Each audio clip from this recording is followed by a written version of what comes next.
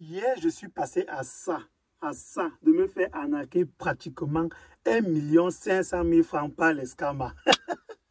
Incroyable. Les scammers, c'est quoi? Les scammers, c'est en fait ce qu'on appelle généralement les cybercriminels. Le plus souvent, leur cible, ce sont les gens qui se couchent à la maison, qui pensent que c'est facile de devenir riche, qui ne veulent pas travailler, qui ne veulent pas se former. Mais ces scammers-là, ils ont désormais une cible et ce sont les entrepreneurs.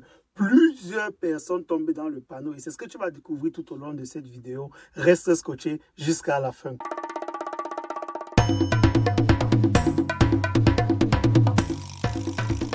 Ceux qui ont l'habitude de me suivre savent que je fais depuis un bon bout de temps déjà dans l'appartement meublé. Et si tu ne le sais pas encore et que tu viens de commencer à me suivre, je t'invite d'abord à poser tes bagages et à t'abonner sur cette chaîne, activer les cloches de notification parce que sur cette chaîne, je donne beaucoup de conseils concernant l'entrepreneuriat en Afrique. Je dis beaucoup de choses que les gens ne disent pas, des choses qui peuvent te faire gagner beaucoup d'années ou alors gagner beaucoup d'argent. Donc, je me lève le matin, je consulte ma boîte, mais je me rends compte que j'ai reçu une réservation de pratiquement 3 mois à compter de la date d'hier. Donc, c'était une réservation de la dernière minute et mon équipe n'était pas au courant parce que justement, j'ai une équipe avec laquelle je gère mon appartement meublé.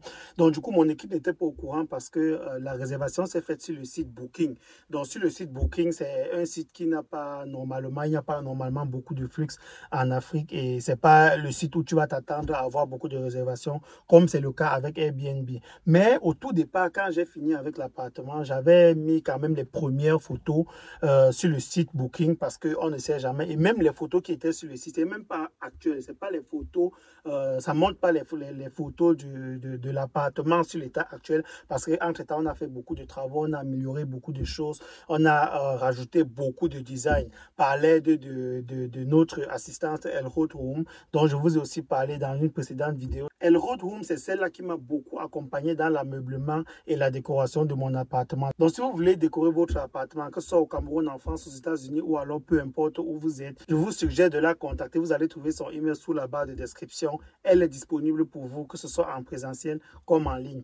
Donc, du coup, lorsque je vois la réservation sur Booking, je suis tout content. Je suis particulièrement content parce que j'avais mis dès le départ les paramètres de base. C'est vrai que je n'avais pas élaboré tous les paramètres parce que je ne prenais pas le site très au sérieux. Je me suis plus concentré sur Airbnb et sur les clients que je peux atteindre à travers WhatsApp ou alors le bouche à oreille. Donc, du coup, sur Booking, j'ai quand même pris la peine de mettre comme paramètre donc, lorsque tu as réservé, surtout pour les réservations de dernière minute, tu ne peux plus annuler. Donc, si tu décides d'annuler ton séjour, que ce soit le même jour ou alors 3 ou 4 jours après ton séjour dans mon appartement, j'exige être remboursé intégralement parce que, contrairement aux autres, je fais l'effort d'être véridique sur mon appartement. Si mon appartement n'a pas de Wi-Fi, je vais préciser que mon appartement n'a pas de Wi-Fi. Donc, je fais de telle sorte que quand tu réserves l'appartement, tu réserves vraiment en conséquence, quoi. Tu sais ce qui t'attend.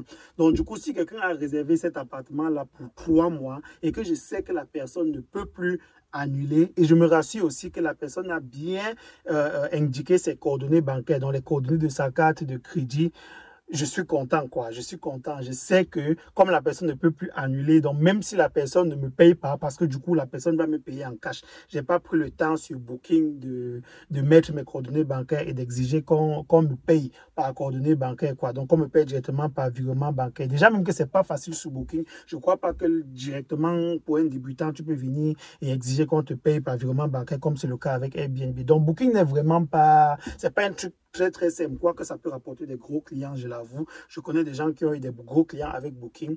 Mais voilà, c'est pas un truc qui est si évident. Donc, j'avais renvoyé ça et puis je ne faisais que renvoyer. Je me concentrais vraiment sur Airbnb, comme je l'ai dit précédemment. Donc, du coup, même si je savais que la personne devait me payer en cash, Booking, c'était bien écrit. Je vais encore faire un screenshot, je vais mettre là. Booking a bien écrit. La personne a indiqué ses coordonnées bancaires en ce qui concerne sa carte de crédit et Booking a explicitement écrit, si cette personne annule cette réservation à partir de maintenant, vous serez intégralement remboursé et vous allez payer une commission à Booking.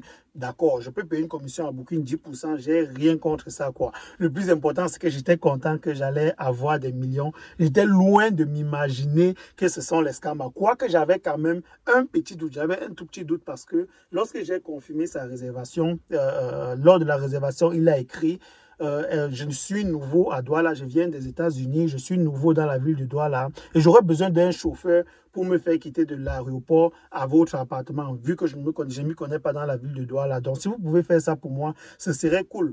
Je me suis dit, c'est vrai quand même, quoi. Waouh, quelle galère. Déjà, moi qui suis né au Cameroun, je m'y connais au Cameroun. Si je loue un appartement seulement dans un quartier où je ne m'y connais pas trop à Douala, je souhaiterais personnellement qu'on vienne me chercher et qu'on m'amène directement à l'aéroport. Donc, ça ne peut pas être plus facile que ça. Donc, du coup, j'ai réfléchi et puis j'ai demandé à ma soeur, est-ce que tu peux aller récupérer le client avec ton véhicule?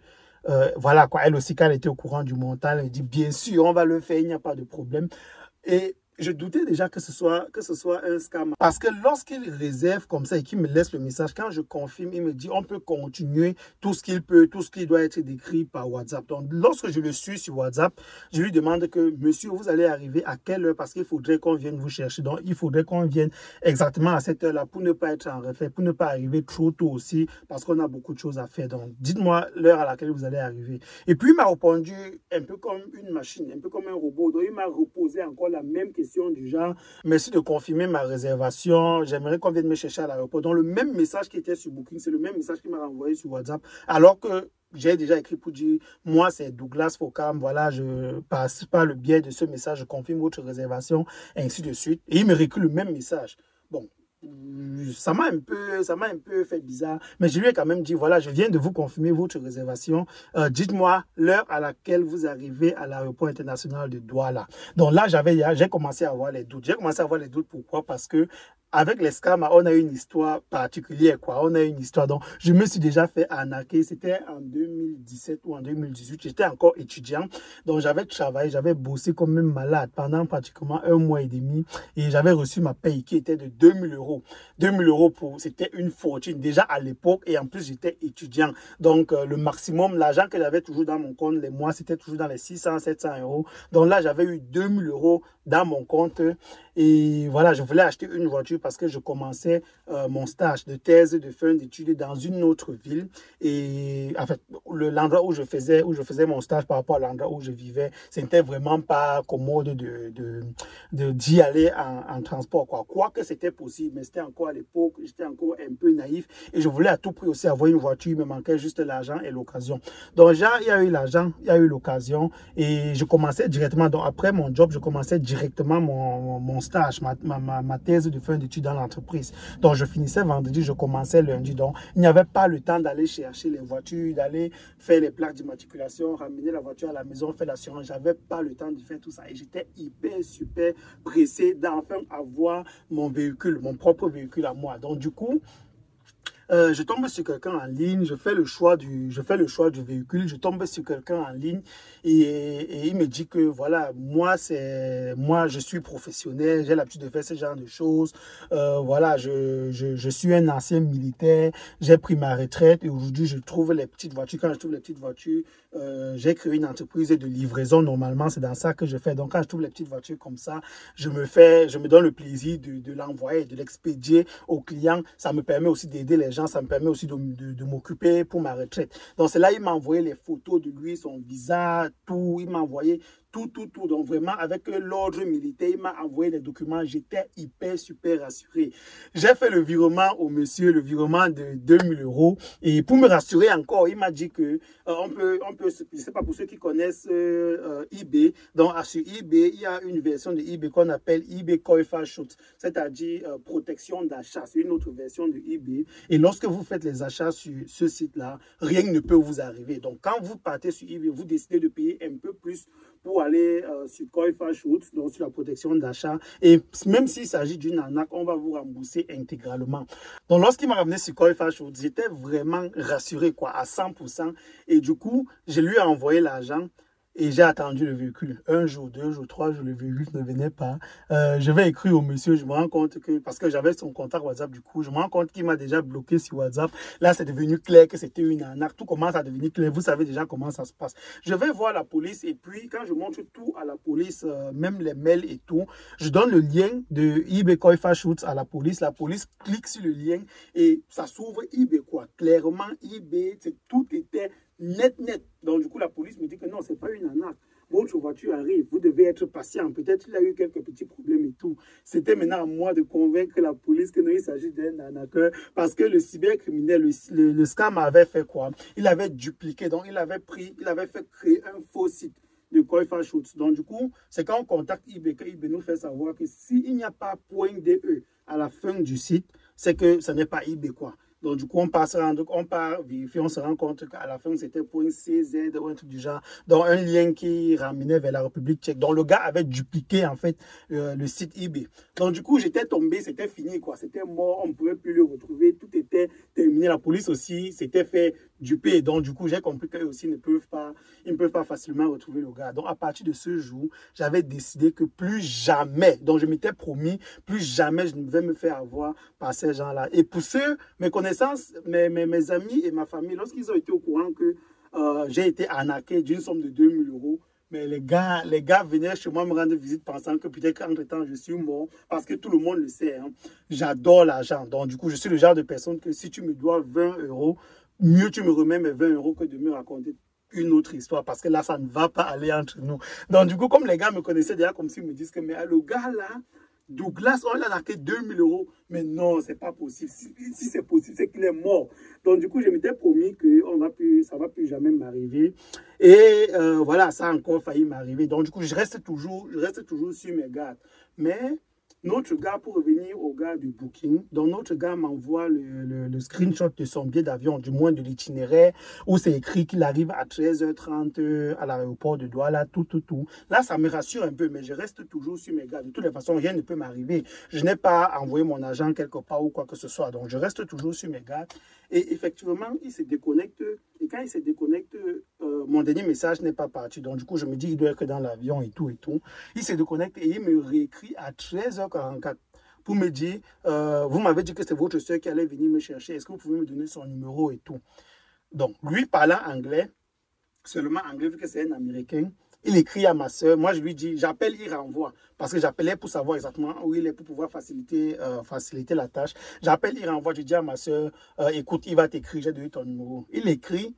Et ma soeur me dit, moi, déjà mon anglais, en fait, parce que son anglais n'est pas très top. Donc, le gars écrivait encore un anglais vraiment élevé. Et ma soeur me dit, j'aurais du mal à communiquer avec lui parce que je ne comprends pas son anglais. Donc, j'ai dit à ma soeur, et fais l'effort de lui écrire qu'il doit tout gérer avec moi. Et moi, je vais juste te transmettre l'information, quoi. Donc, je serai là au milieu comme le traducteur.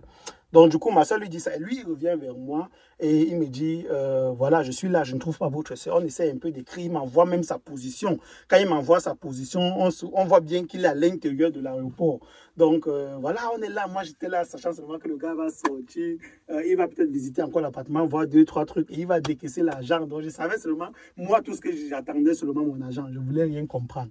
Donc, du coup, le monsieur nous dit, là, ça commence un peu à être compliqué.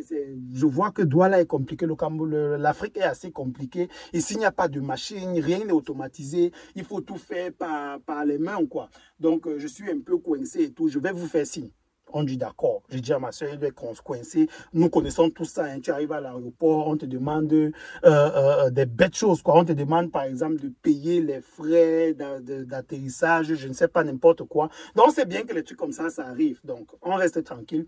30 minutes plus tard, il nous fait signe, il nous dit qu'il est resté coincé dans le bureau d'immigration et il ne peut plus sortir parce qu'on a détecté un petit souci sur son visa. J'ai dit d'accord. Il me dit, là, c'est apparemment, sans s'en rendre compte, il est rentré de manière illégale sur le territoire camerounais. Et ça, il ne le savait pas. Il ne peut pas m'expliquer parce que ça ne relève pas de son domaine ni de mon domaine non plus. Je lui dis, OK, qu'est-ce qu'on doit faire? Il me dit que sans moi, il ne peut pas s'en sortir. Déjà que la mission pour laquelle il est venu, les gens qui étaient censés l'accompagner ne sont pas encore disponibles. Donc, du coup, il n'a que moi. De cette période-là jusqu'au lendemain, il n'y a que moi. Il n'y a que moi pour l'aider. Je dis d'accord, il me dit, vous savez que je vais vous verser.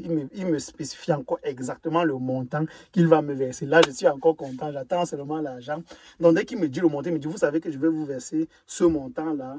J'ai dit oui. Il me dit, est-ce que vous pouvez me faire un dépôt sur mon compte, sur le compte du policier, de la police d'immigration ici, pour qu'il me laisse partir, pour que je puisse gagner du temps.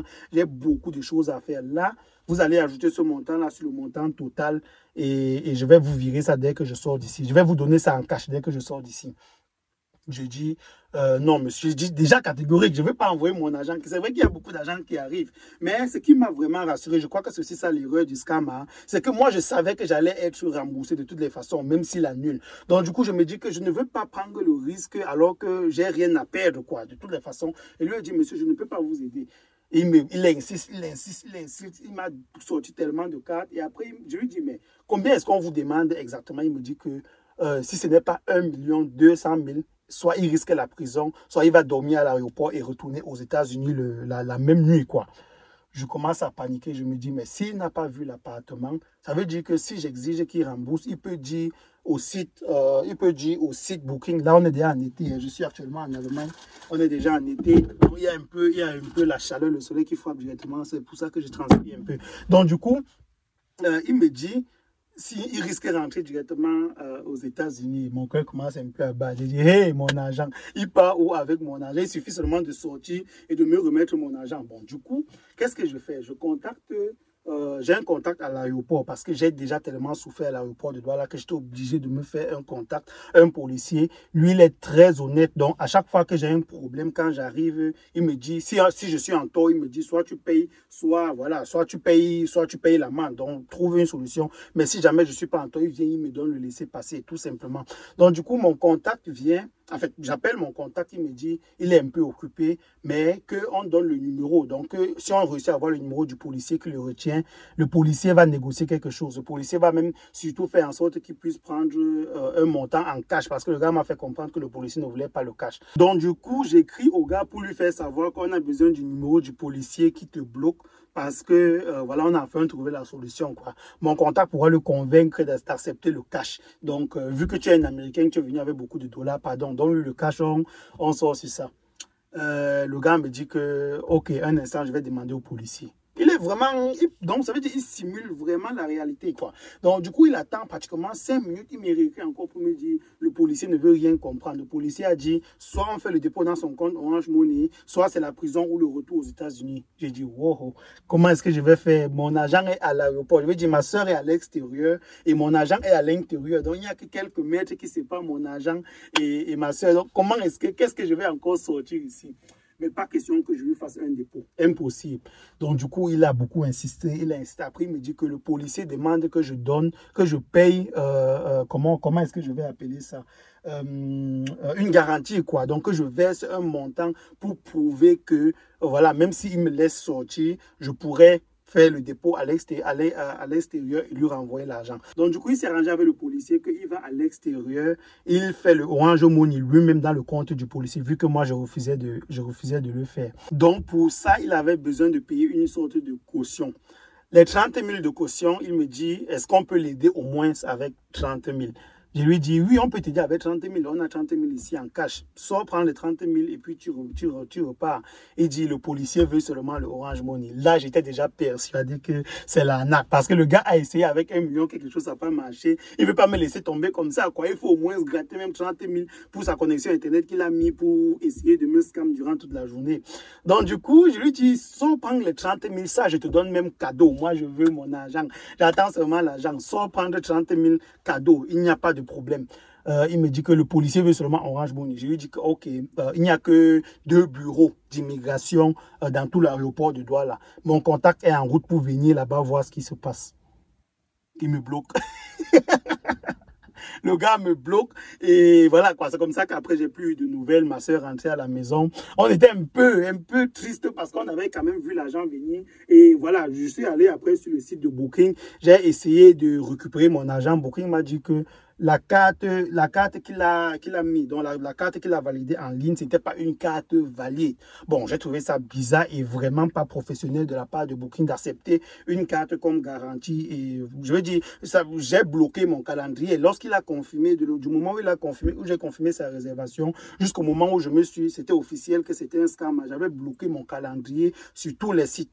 Donc, je pouvais manquer une réservation comme ça, quoi. Donc, du coup, je trouve que pour Booking aussi, c'est pas très professionnel professionnels. Donc, s'il faut apporter une appréciation à Booking, je dirais clairement que sur ce cas-là, ils n'ont pas été professionnels. Donc, du coup, j'ai rien perdu, j'ai rien gagné, mais le but de la vidéo, c'est vraiment d'attirer ton attention. Les scammers, ils ont développé une nouvelle technique parce que même le policier, je veux dire mon contact à l'aéroport, il m'a fait comprendre que j'ai été très malin parce qu'il y a tellement de gens, surtout les femmes, qui viennent à l'aéroport pleurer tout le temps parce que ils ont un produit qu'ils sont en train de vendre. Quelqu'un les contacte disant qu'ils sortent de l'extérieur et une fois à l'aéroport, ils créent toujours une situation pour qu'on puisse virer l'argent et les gens viennent toujours, surtout les femmes viennent toujours à l'aéroport commencer à pleurer. Et lorsqu'il a commencé à me raconter ça, son collègue a directement arraché le téléphone pour me raconter une histoire récente. Donc, il s'était passé il y a quelques jours avant et on en a un peu parlé et ils ont essayé un peu de me conscientiser. Et on en a ri. Donc,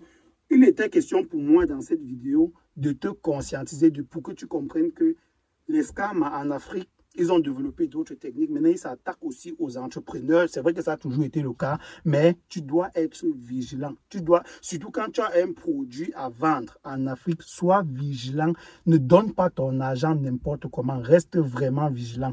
J'espère que, je ne sais pas si je vais appeler ça story time ou quoi que ce soit, mais j'espère que mon expérience va t'apporter beaucoup de choses. J'espère que ça va te permettre d'être plus prudent. Si tu fais partie des gens là qui trouvent que j'ai été assez long dans la vidéo et tout, moi personnellement, j'ai pas vu le temps passer. Donc vérifie encore de ton côté pour voir si tu n'es pas accro au TikTok. Parce que pour ceux-là qui aiment toujours défiler, ils voient des vidéos de 5 secondes, 10 secondes, te retrouver dans une vidéo sur YouTube comme ça où quelqu'un te partage son expérience gratuitement et l'expérience qui va beaucoup t'aider aussi dans tes propres business. C'est vrai que tu vas toujours trouver qu'au-delà de 5 minutes, 10 minutes, la personne est très longue et tout. Donc tu vas seulement faire avec. Je ne peux rien faire. Il est question pour moi de partager mon expérience et de dire voilà ce que je pense et comment je pense aider la communauté à investir et à éviter beaucoup d'erreurs. Merci d'avoir regardé la vidéo, merci d'être resté jusqu'à la fin. N'oublie pas de lâcher un pouce bleu, t'abonner si cela n'a pas encore été fait. Ciao.